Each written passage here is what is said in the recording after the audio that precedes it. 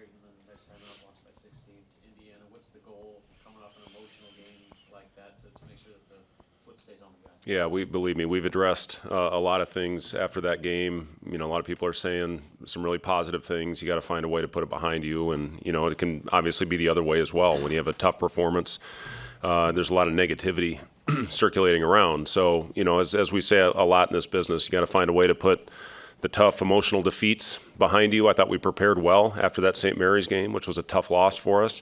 And I've liked how our team has responded and come back to work after the big win on the road at Creighton. So, you know, now it's about going out there, executing, hopefully getting off to a great start, get one more day to prepare tomorrow. And, you know, again, the biggest thing we talk about with our team is emotions, and you can't let your highs get too high. You can't let your lows get too low. You have to stay consistent with your preparation regardless of what happened in the previous game, and you're only as good as your next performance. So, you know, it's a big week for us. We're playing a good team, an athletic team that plays very fast, and a team that can really score the basketball. So, you know, if we're not sharp, if we're not on point, they're going to make us pay.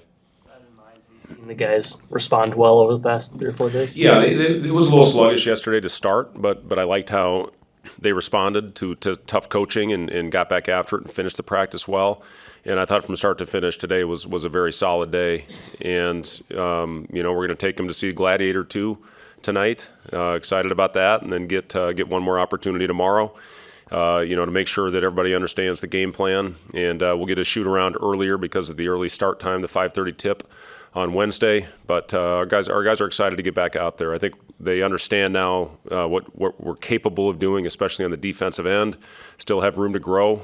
Offensively, we're doing some good things, getting to the free throw line, getting into the paint.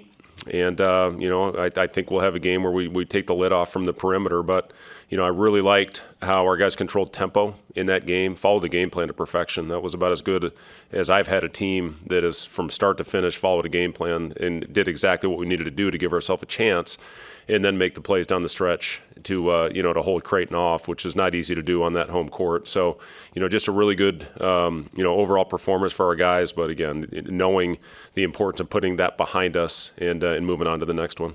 That said, what kind of confidence does that give you in this group? You know, the amount of turnover that you had this early in the season, that they execute a game plan like that against that kind of opponent. Yeah, especially, you know, the thing that I was most pleased with was how they responded after the tough loss to St. Mary's. And we had a very long film session that next morning because I really felt that there was a lot of things that happened out there that prevented us from winning that game up in Sioux Falls, which would have been a huge win for us. Now, that being said, you know, you learn a lot of things about your team and how they're going to go prepare after, you know, a tough film session.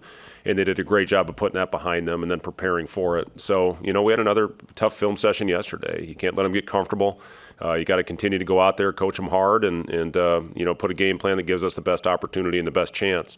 This team we play in South Dakota will pressure us. They'll full court press. We have to take care of the ball. That was a huge part of the win at Creighton is we took care of the ball. We didn't turn it over, and you know, did a great job on the glass. South Dakota, they crash all 5, and we're going to have to do a good job hitting, and you know, hopefully take advantage on the other end if we can finish off possessions.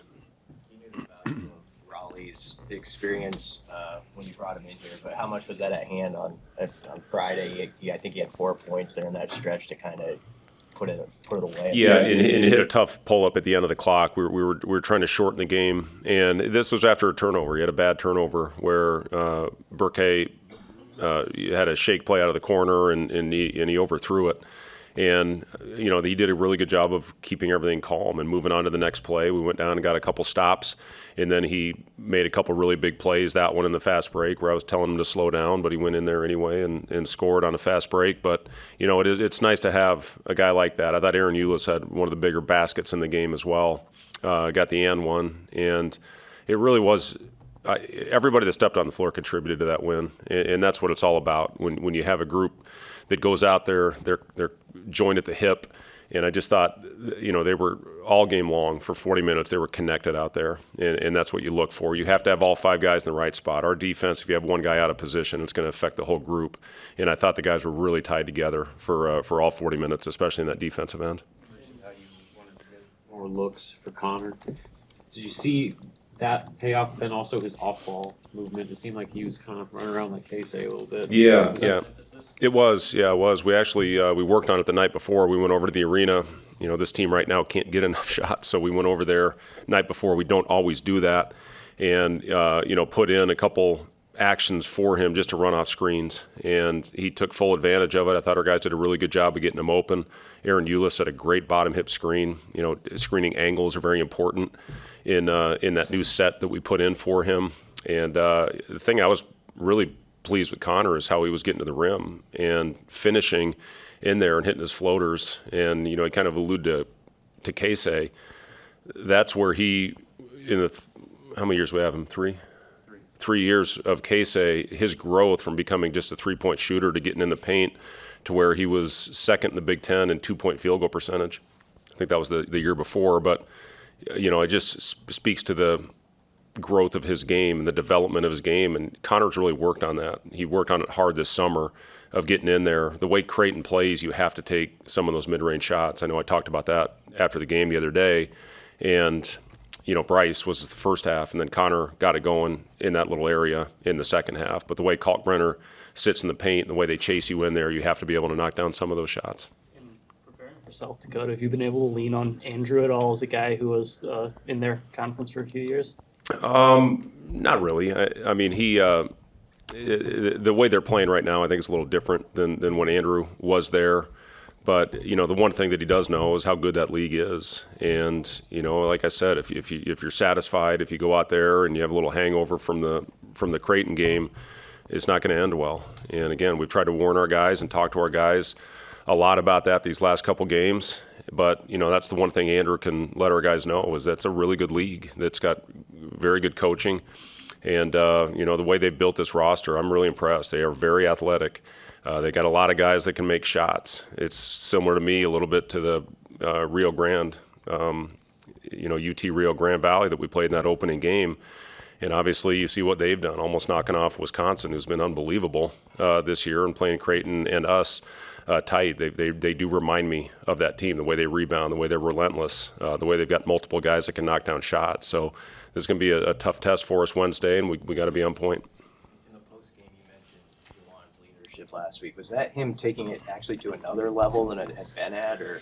100%. Yeah, his voice was the most consistent it's been since he's been here for multiple days in a row. He's had his moments, but I was just really impressed with Juwan, not only leading into that game, but in the huddles in the locker room at halftime. He's really taken that upon himself to be the vocal leader of this group, and we needed somebody to emerge and step into that role. Raleigh's a great leader by example. Bryce, certainly has his moments of leading by example and being vocal, but we needed that really consistent voice, and I'm proud of Juwan for stepping up and taking that on, and we're going to need that the rest of the year. As I told him, this can't be a 1 week thing. When you're a veteran guy, you've been here longer than anybody, it's a big responsibility. But if you take it on and like Juwan did, it's going to benefit Juwan and our whole team for our future. Been a lot of love for Nate Lenzer after that Creighton game. I guess maybe just speak on the impact that he's had with having your guys embrace that defensive mindset. Yeah, rightfully so on the praise that Nate Lenzer is getting. I'm just telling you guys, you see him on the sideline, you see how energetic he is. I asked if his rotator cuff was okay by telling our guys to get back and transition after that game, but that's how he is in practice. It's every day. It's shoot around. He's never off. I talk about a lot of players that are like that, but from a coaching perspective, when your main emphasis is defense, you have to have an unbelievable motor, and that's what Nate does. And I'm really proud of this staff. The roles that have been assigned. Adam Howard with what he's doing to help me with everything on the offensive end, and Ernie, working with our big guys, rebounding. He does all our special teams stuff. But Nate putting that game plan together and going over it with me, and talking about the things and. Where are the soft spots? Where can Creighton hurt you? And, we just felt like we had to take away the paint. the game before at PBA the previous year, they absolutely handed it to us because they got the paint and the 3-point line. We just really wanted to take away the paint. If they got it going, we probably were going to have a tough time winning that game, but we just felt we had to eliminate easy baskets.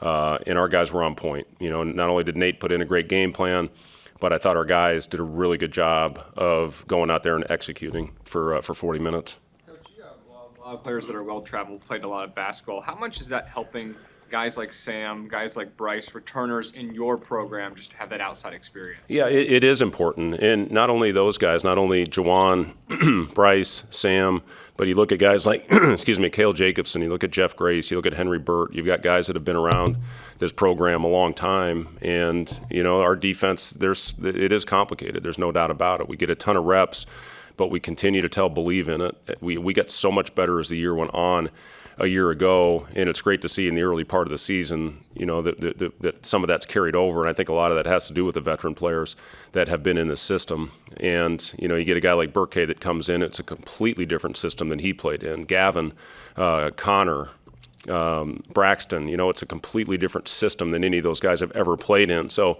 it's taken a little bit of time, but hopefully we showed what we're capable of and we can take off from there. But our returners have played a big part in that. And, you know, if we keep guarding like that and can get our offense going, you know, we have a chance to be a really good team. 5 games under your guys' belt, and obviously 2 against, you know, pretty good teams. I'm curious, how much do you and the coaching staff sort of use the data that you guys have to determine, you know, this is going to be our defensive lineup when we need a couple stops, or this is our close? Like, is that enough data so far that you guys have to determine, you know, those types? Yeah, of it's a great question. We're getting there. I think with the lineup that we had in the floor at the end, we've had Burke out there quite a bit to finish games at the 5. Sam, obviously, he's helped us win a lot of games on the defensive end these last couple of years. So he's generally going to be out there. Bryce, Jawan, you know, you got 4 really good defenders out there. And then, you know, you figure out who the other guy is going to be, you know, with Jawan, you know, out there. So we got 5, you know, defensive lineup that we feel pretty good about. And then, you know, we've subbed offense, defense there at the end as well to get Connor back on the floor. But, you know, it's as far as the data, yeah, we get those reports after every game as far as 5-man lineups, you know, pairs, you know, 3-man, who the best defensive lineups are, best rebounding team, and then who's going to give you the best chance to put the ball in the basket. But, you know, defensively is where we felt like we had to win that game the other night just because we had to slow it down and muck it up. And, you know, I think we had the right group out there for the most part. Coach? All right, thank you guys.